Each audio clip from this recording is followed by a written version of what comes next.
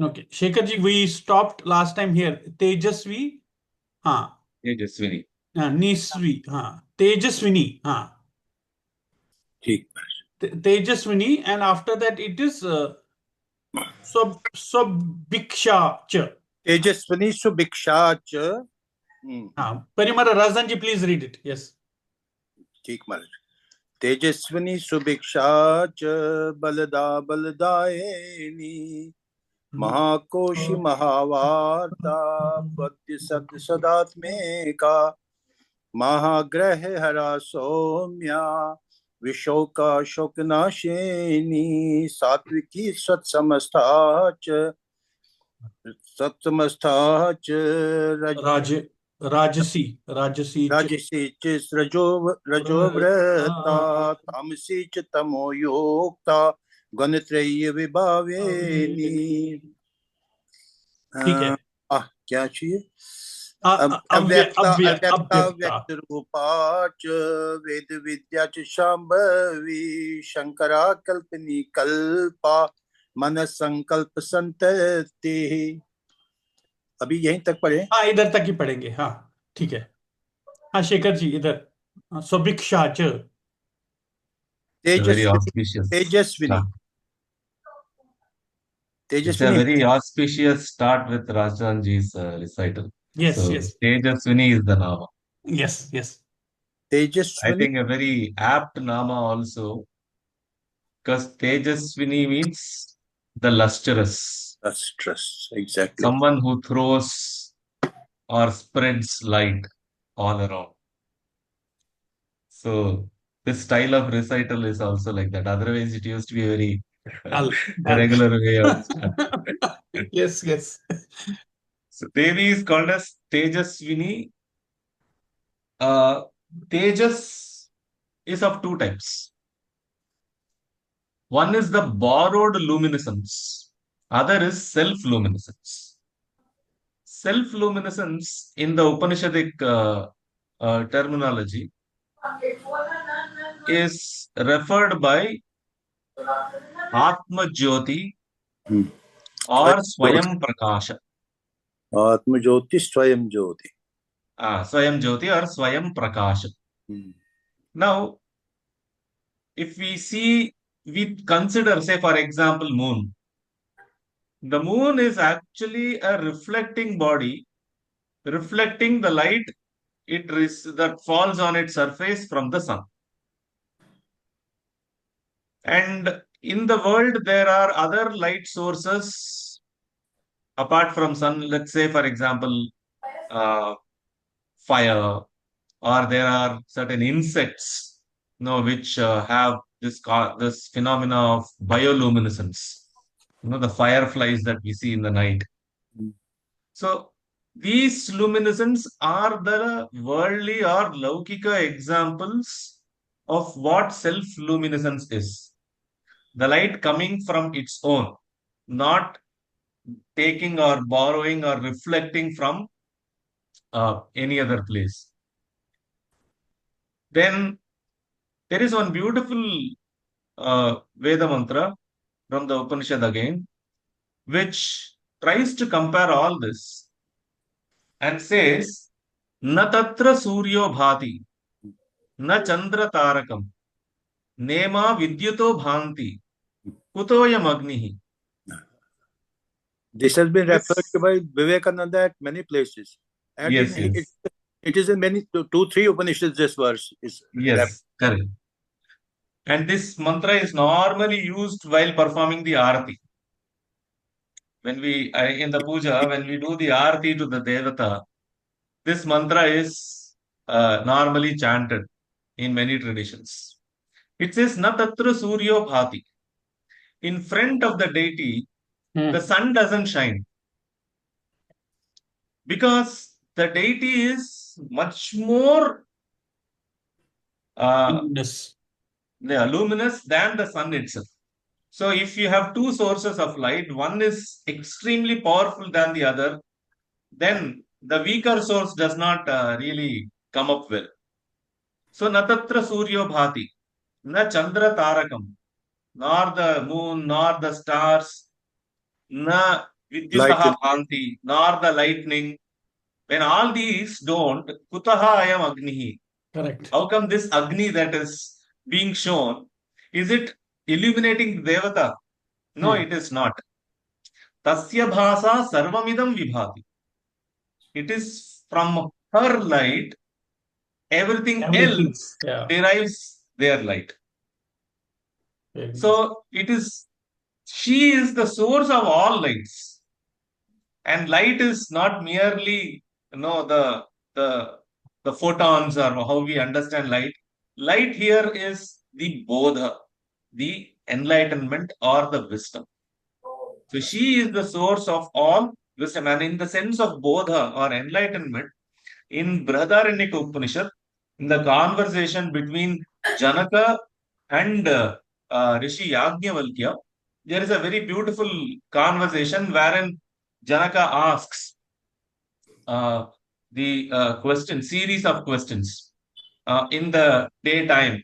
Okay, what is the source by which a man is able to see? The answer is the sun. Okay, what if it is in the night? Sorry, it's the other way around. Yagyavalkya questions Janaka.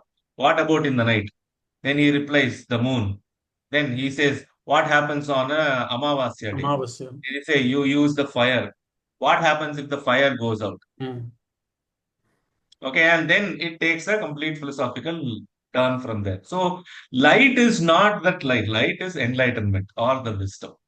So, when we call Devi as Tejaswini, apart from the physical light, which definitely enables all the activities to take place, she is the source of all wisdom. And she is that supreme source. So, she is Tejaswini. The next Nama is... yes. Subhiksha. Subhiksha. A state of abundance. Subhiksha is a state of abundance. Normally, if you have to refer to how is the position of granary in a kingdom, the two terms are used. One is Subhiksha, other is Durbhiksha. Subhiksha is when the granary is full. Durbhiksha, when the reserves are coming or falling. Dwindling. Dwindling. So, Subhiksha is a state of abundance in the sense, not necessarily the provisions of food. Yeah, in a narrower sense, it is referring to the food grains and others. But Subhiksha in a general sense means overall prosperity. Dhanidhani Vivardhini. So if the country is overall prosperous overall, then we say there is Subhiksha in the country. Right? In the sense, why is it called as Subhiksha? It means everybody's need is taken care of. Everybody's need is taken care of.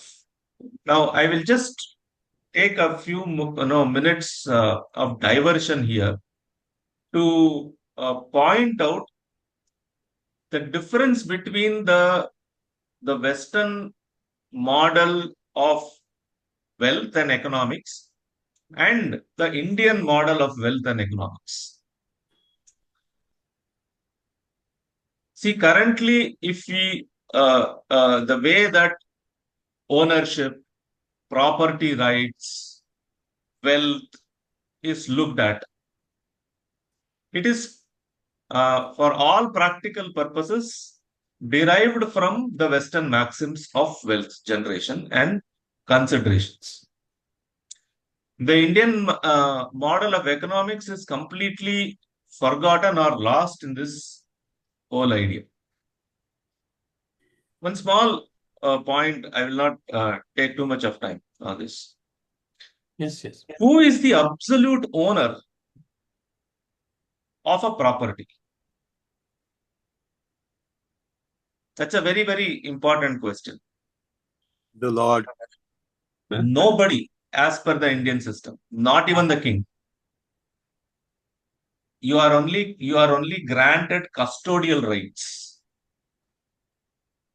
There is no absolute right. Absolute right rests only with the deity. That is why, if you see, when Lalitaditya started for his first campaign, he goes to Bhuteshwar Mahadev temple, borrows, I don't remember the exact amount, it's somewhere around 1 lakh mudras or something like that, to fund his campaign. We all know that his campaign was very successful. He goes all the way up to Kannauj, defeats Harsha. And it's a very, very successful campaign. Yeah, that's a fact. He comes back and returns it with interest. Can you even imagine that happening today in our country? In our country, the temples are seen as cash cows. Yeah. Because the whole model is dominated by the Western narrative.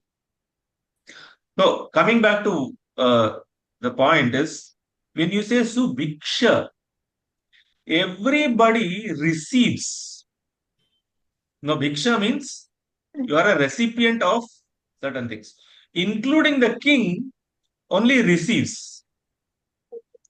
If he is enabled with the power to give to others freely, then that state is called as Subhiksha. If I am not enabled to give because of lack of resource, etc., then that state is called as Durbhiksha. So the way you look at wealth, that viewpoint itself is very different. This is what it means to bringing or going back to our roots. When we speak of going back to our roots, we have to go philosophically, we have to go and change our worldview of things as we see itself. So these names are more than the Namavalis. They teach us about what life is, what things stand for in our life individually and socially as well as nationally. Okay, with that, I think the Nama is clear. It is Subhiksha. Subhiksha. Balda. Balada Balada. Baldayini. What happens when there is prosperity? Prosperity empowers. So Subhiksha leads to Bala. Subhiksha leads to Bala. Right? That is why some countries end up being the bullies of the world. Because they think that entitlement for bullying others is coming because of the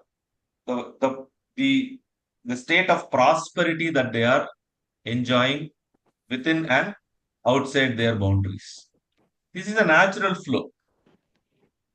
The prosperity begets power. Now, what is this Nama saying? It is not just saying power. It says Balada. It is calling Devi as one who provides the power. Which means that the power is also vested in you and it can be taken back anytime. So that instills a sense of humility in the person. If this were to be absent from the system, then the system goes rogue. I don't know if I mentioned earlier. Let me mention, since we are discussing something on that lines. Today we are, in spite of calling ourselves as 75 years of democracy, we don't have the provision of right to recall the members we have elected. So for 5 years, there is nothing that you can do with the person who is elected. But this right to recall was built in our administrative system. There is a temple near Kanchipuram. Its name is Uttaramerur. And even Prime Minister referred to this particular temple and temple inscription while laying the foundation for the new parliament building.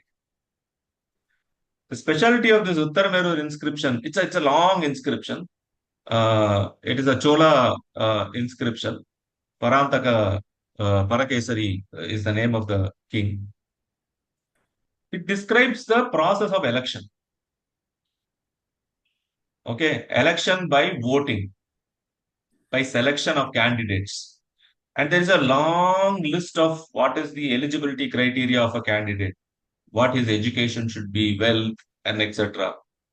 And what are the conditions under which he can be disqualified. It's a long list of conditions on which you can disqualify, in the sense, Recall. yeah, you can recall the candidate. So this bala is given by the devata to you, is fundamentally for exercising a role and responsibility. If you do not perform to the expectations, there is a provision built within the system to withdraw that bala also from you. I am sure if you can do a Google search, if you are interested, read the Uttaramerur inscription. If that system comes up in India, I think we are looking at a zero corruption state in the next 5 or 10 years. But it will definitely not come. That is for sure. But for your own interest, please do read about the Uttaramerur inscription.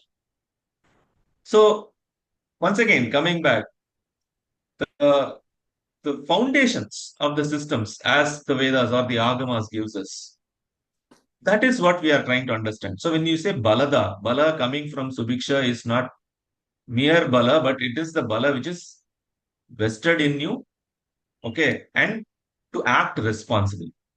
So, she is Balada. The next Nama is Baladayini. Now, there are two interpretations of the word Baladayini. One is, once again, one who gives Bala. But that will mean that two Namas are speaking of same idea. So there is another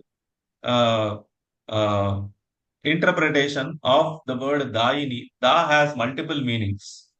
Okay, Da as a root is having multiple meanings, and nobody brings it out the best other than in the Shiva Sutra, the third, the Shambhavopaya section, Dhanam Atma Jnanam. That is the sutra. While explaining the meaning of that, Acharya Kshemaraja uses 4 different etymological derivations of the word Dana. Okay, and one interpretation of the word Dana, Da, is to cut, to remove.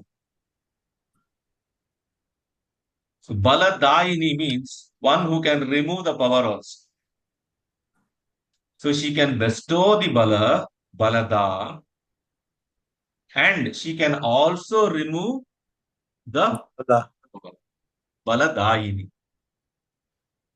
All right? Yes. This is why these texts like Bhavani Sahasranam and all those, when we read it in the light of the larger philosophical framework, we understand that they are beyond human comprehension and authorship. That is why they are authored by Parashiva himself and received by Nandikesha. Otherwise, how can you think so sequentially and in such a beautiful, cogent manner? Anyway, Baladayini is the name. Mahakoshi. Right. Kosha means that which is preserved, or rather, that which is covered and which is protected. Treasury. So, Mahakoshi, in the sequence of the namas that we are seeing, it stands for the treasure. It stands for the great treasure. All these, when you look at this, they are all about the statecraft. These namas are all speaking about the various aspects of the statecraft. Because when we look at the aspect of a devata, she is responsible for everything. She is responsible for bhoga. She is responsible for moksha. So there is one very Ascharya Vaibhava Ashtotra on Devi. In that, there is one nama which tells about the Saptanga, the seven limbs of administration, okay, which actually Kautilya also speaks in Arthashastra. So, Amatya Sena, all these Swami, Amatya, Sena, Danda, Kosha, all these are the Angas. So, when we look at this Nama Mahakoshi, the treasure which is or treasury of a nation, the kosha. Okay. So that is one who bestows or one who keeps that treasury for the sake of the prosperity of the nation ever full.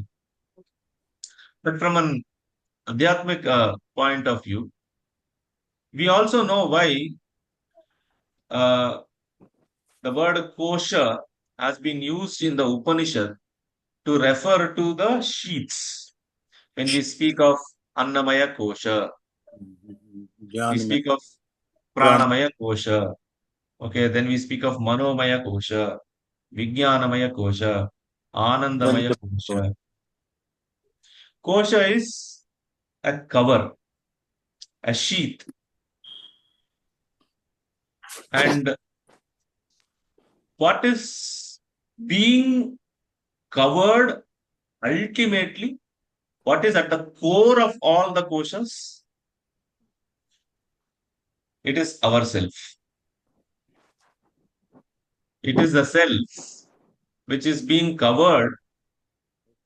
And when you add one layers over the Atma or the core, we end up with certain restricted sense of identity.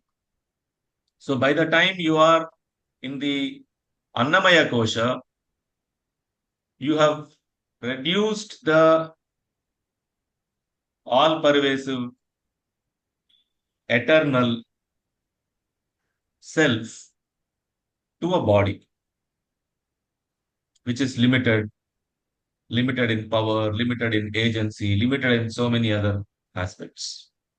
So ultimately, it is the chit which is the core of all the koshas. It is the chit or atma which is covered or wheeled in multiple forms, which produces these multiple koshas. Now the Tantra Agamas has a slightly different way of looking at the Panchakoshas from how the Shankaradvaita looks at, or even the other Vedanta Darshanas look at the Panchakoshas. And obviously, I am more inclined to the fact that the Tantragamas have a better way of explaining. So it's not a challenge to the Upanishad. It is challenge to the way it has been interpreted in certain systems.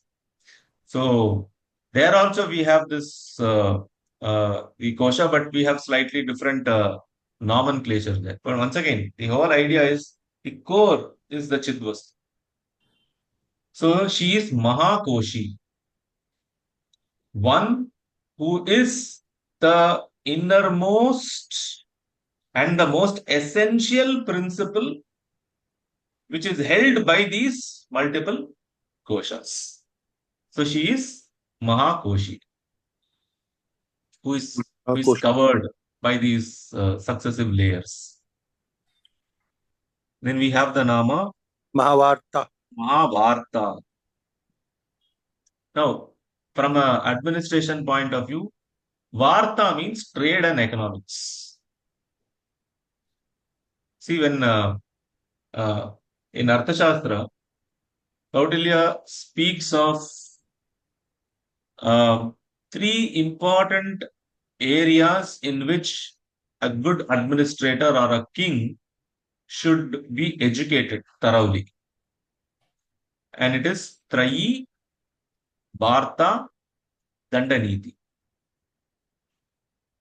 And he adds one more, which he calls as Anvikshiki. So Anvikshiki, Trayi, Varta, Dandaniti. These are the systems which were considered to be like a training material or training ground for a good king. What is Trayi? Normally, Trayi means the three Vedas. Okay, the word Trayi refers to the three Vedas. So it is not, but when we look at how the Vedic education was disseminated, one would not be taught only the Veda and the Veda mantra as a mode of recital. The Vedas were always taught along with 6 other disciplines. They were called as the Shadanga or Vedanga. Okay, Veda Anga.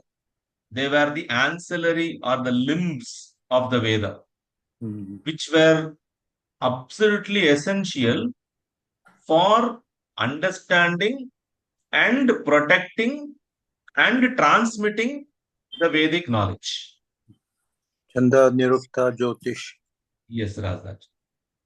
And these Shadangas were taking care of the purity of the textual transmission. For example, how the letters should be pronounced will be taken care by Siksha. Then, if there needs to be any change which has to be made in the Veda mantra in the Prayoga. For example, if I am using a particular mantra and if I have to change according to a situation, how do I make the change? So that is like, that can be done only when you understand the language. And that was imparted by Vyakarana or linguistics. Okay? Vyakarana is wrongly translated as grammar. Vyakarana is correctly, if you understand, it is linguistics, because grammar only understands the there are two things. One is the semantics, that is the relation between the words for meaningful communication of a sentence. That is called as semantics. The second is called as morphology, explaining how words themselves are formed. Linguistics studies both. Grammar studies only morphology. So What's the difference between morphology and etymology? Yeah. Etymology is deriving the meaning from a particular word. Morphology is constructing the word itself.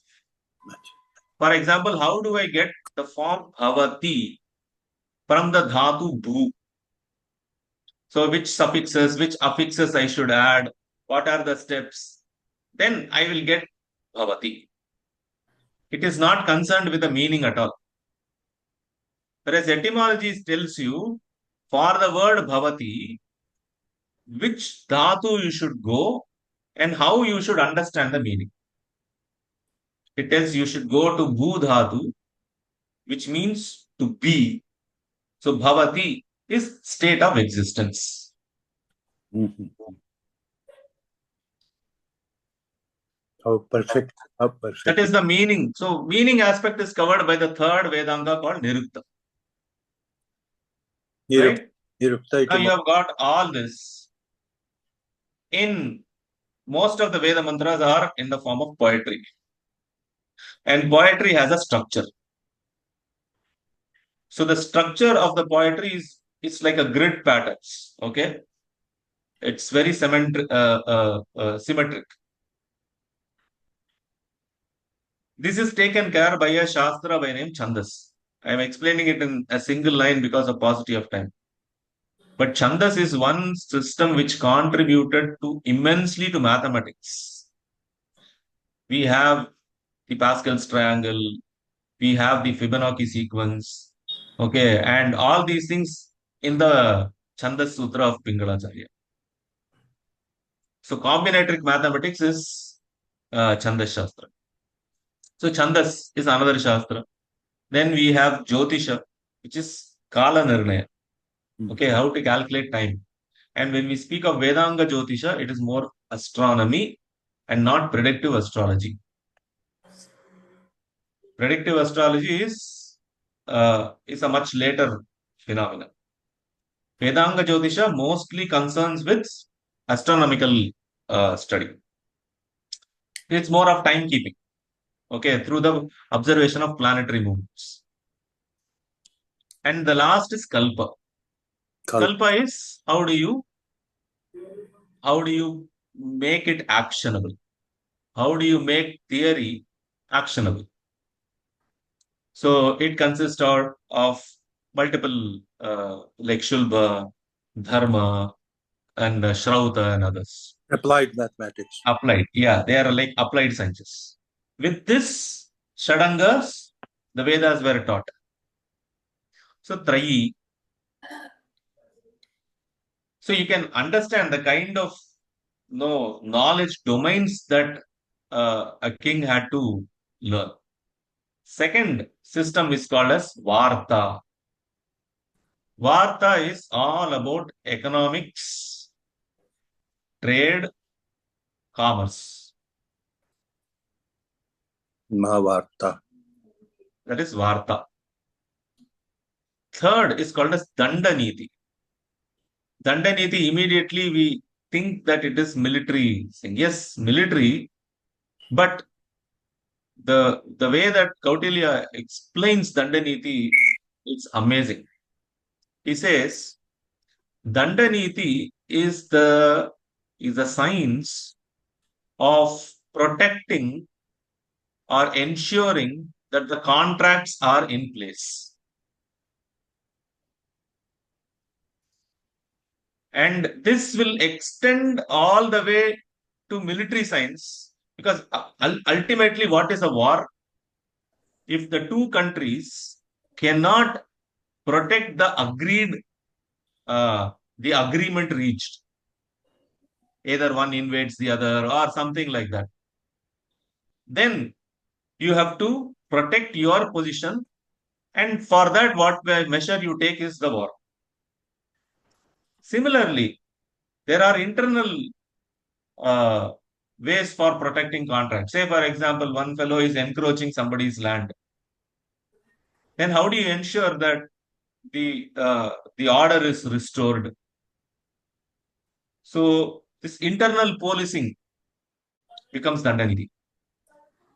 Contracts not always commercial in nature, but the contracts are also social in nature.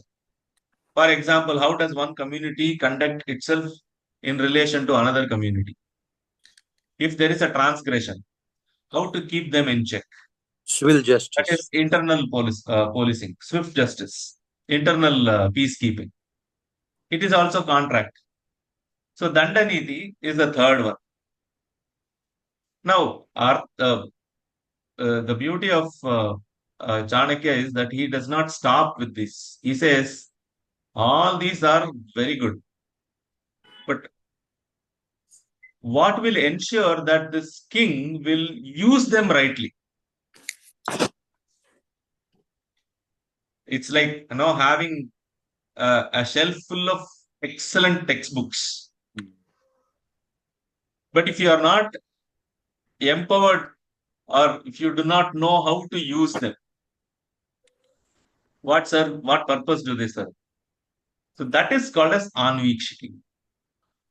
Anvikshiki is the science of how to learn. What to learn is Trayi Varta Dandaniti. Anvikshiki is how to learn this. It is more of logic and reasoning that the Nyaya and others bring. So, Anvikshiki Trayi Varta Dandaniti. A king had to have this.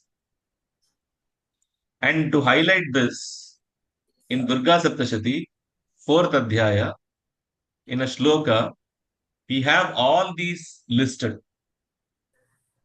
Devi Trayi Bhava Bhavanaya. Vartasi Sarva Jagatam Jagatarti Hantri. Okay, the Dandaniti is also in the next slide.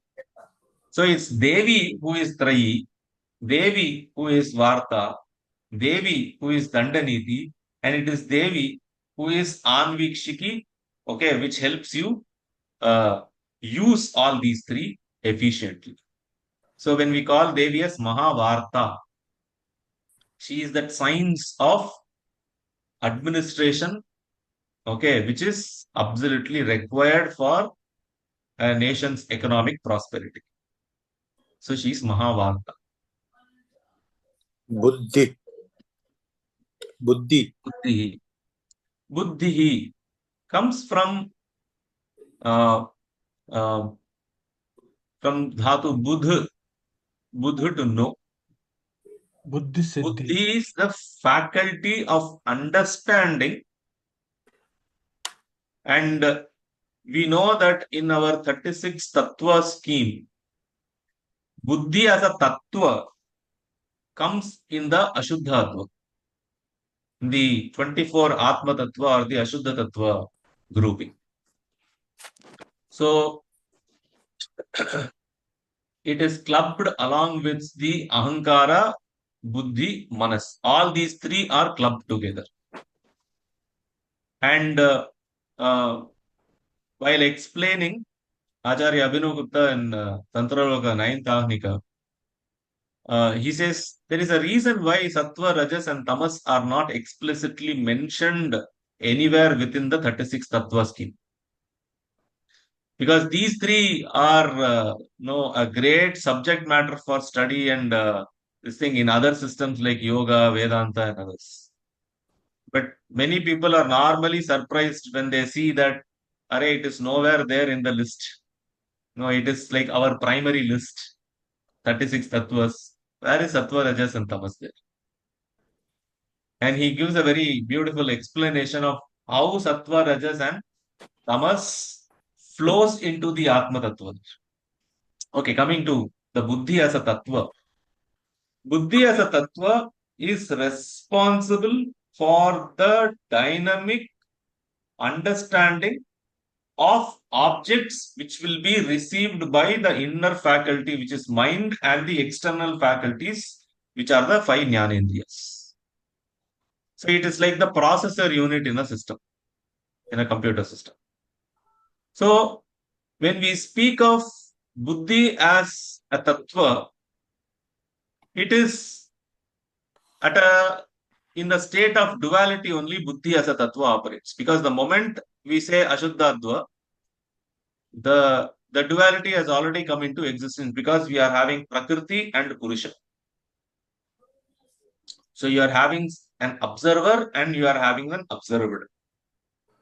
Two have now become distinct. Because the Purusha results as a result of the 5 Kanchukas, Maya plus 5 Kanchukas, we have the next individual cognizer, the Purusha. If you have an individual cognizer, then he has to cognize something as an object external to himself, distinct from himself. That is where the Prakriti comes. So, Buddhi at the higher level, it is not the way that the Buddhi operates in us, in all of us, the living beings. At the level of uh, that is, we have to immediately jump across the Shuddha, that is the Shatkanchuka, this thing, because they are nothing but the states of wheels. So we have to go immediately to the Shuddha Vidya, which is the next level of Pramata, okay, perceiver, in the seven Pramata scheme that we have. So when we go to uh, Shuddha Vidya, in which we have the mantra, and then we have Ishvara, which is Mantreshwara, and Sadashiva, we are having Mantra Maheshwara. These are the three higher level of Pramadas. There, they don't operate using this lower Buddhi Tattva. Because in them, the difference between the subject and the object, okay, is there, but not separate or distinct from themselves. It is distinct, but not separate. Just as the hand is distinct from my finger, but these two are not different in my own experience. Because at times, say for example, if I hurt my finger, I will say, oh, I have hurt my finger. I can also say, I hurt my hand. I don't normally differentiate between the two. Though I know that the finger is distinct from hand. Hand is a sum total. So that is the level at which the higher pramatas operate with the objective reality. There is no distinct objective reality, but objectivity. That is how they interact with objectivity. So when we call Devi as Buddhi, we are referring to this higher level of the cognitive apparatus where the subjectivity objectivity divide is not distinct and different from her. So she is Buddhi. So the next nama, Siddhi. Sat Siddhi. Siddhi. Siddhi, and next is Sadatmika. Siddhi. Siddhi is the success. That which is achieved. Okay, Siddhi is success or something which is achieved. So when we call Devi as Siddhi, now this is another point which in any philosophical discussion that comes up, and it differentiates one system from other, one darshana from the other. Who is Ishvara? From a jiva point of view, those who see Ishvara as a distinct, independent entity.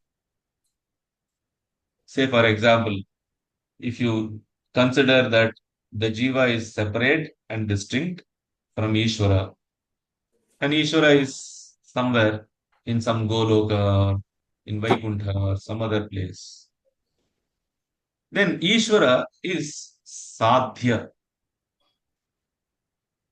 Sadhya means someone who has to be attained by the jiva through a set of actions, which includes bhakti, karma, etc.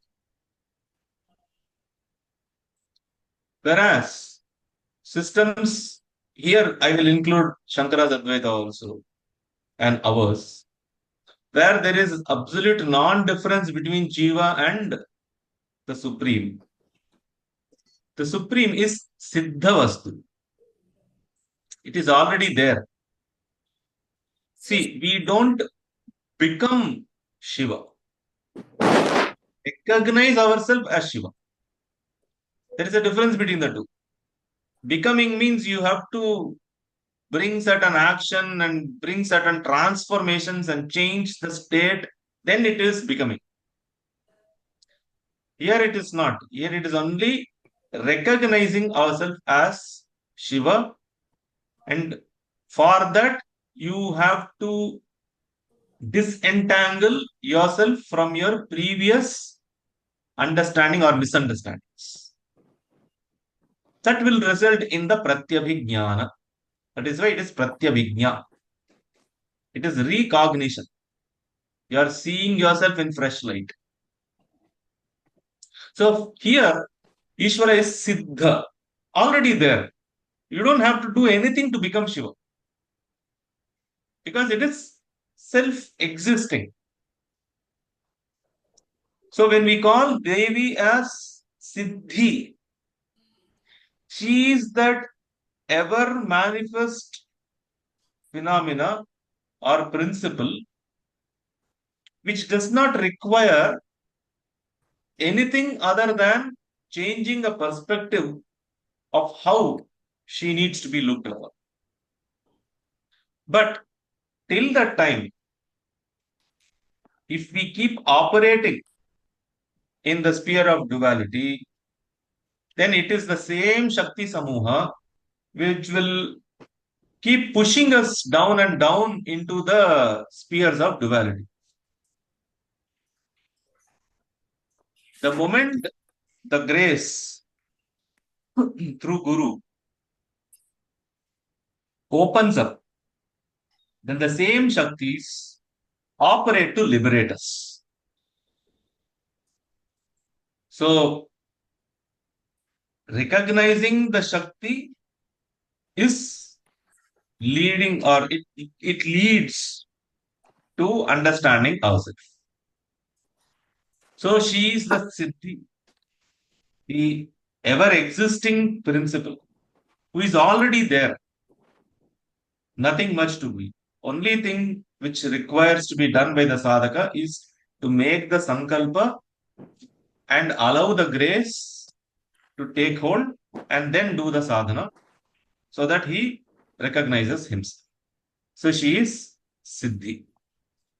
And for that, what happens, and what do we realize herself as? We realize herself as Sadatmika. Sadatmika means that which is in the form of Sat. Sat. Sat means that which exists. And the one and only principle which exists, truly exists. Everything else have borrowed existence. That which truly exists is what we call as Chaitanya or Atma. Because to exist truly means you should have absolute autonomy, Paripurna Swatantriya. The Paripurna Swatantriya is there only in Chitvastu. Everything else is borrowed because there is no Swatantriya. They exist conditional. I am happy so long as certain conditions are there. This earth allows life so long as there are certain conditions that are fulfilled. So, right from the smallest experience of emotion to the planetary existence, there are conditions. So, everything else has conditional existence. That which has the Paripurna Swatantriya, full autonomy, is Shiva or Chitvastu. Therefore, it is the Sat. The original Sat is that. And everything else that we do to realize that, including being in the company of the wise, in the company of people who speak about about Ishvara and others, that is why it is called as Sat Sangha. The Sangha, the association that will make us realize the Satvastu. If we are in the company of a guru, then guru himself is that Sattvastu. Even otherwise, if we are in company of other fellow devotees and others, it is this that is going to lead us towards realizing the Sattvastu. So she is Sat Atmika. We will stop here. Sure. Sure, Thank you. sir. Thank you, Shekhar ji. Namaste. Namaskar. Namaskar ji.